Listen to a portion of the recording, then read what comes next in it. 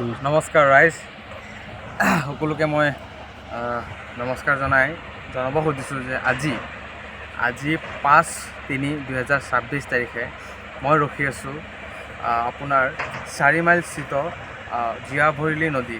এতিয়া নেকি আপোনাৰ এইটো বৰ্তমান মৰা ভৰলী বুলি কয় আৰু আমাৰ ভাষাত, কিন্তু ক'ব লাগিব যে এয়া আপোনালোকে মোৰ কাষত চাব পাৰিছে যে এয়া কি, এয়া কিবা পুখুৰী নে কিবা গাঁত খুন্দি আছে নে কি কৰি আছে।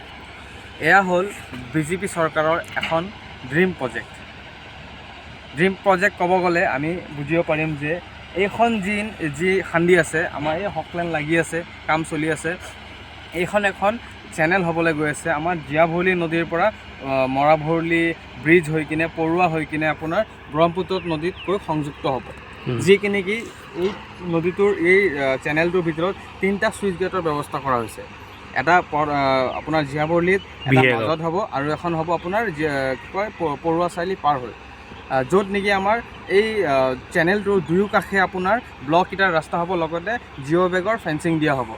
যিহেতুকো এই চুইচ গেটখিনি দি যেতিয়া পানী যাব আমাৰ পাৰখিনি ভাঙি নাযায়।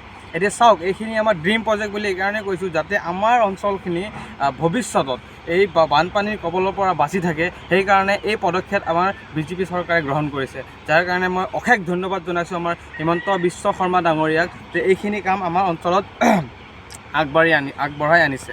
তাৰ কাৰণে বহুত ধন্যবাদ জনাইছোঁ। লগতে আমাৰ সমষ্টিত পদ্ম হাজৰিকাদেৱ ডাঙৰীয়াকো মই ধন্যবাদ জনাওঁ যে এই প্ৰজেক্টটোত তেখেত আহি আমাৰ লগত যোগদান কৰাত আমাৰ এই গাঁও অঞ্চলবাসীৰ সুবিধা বহুত হৈছে, তাৰ কাৰণে মই ধন্যবাদ জনাইছোঁ।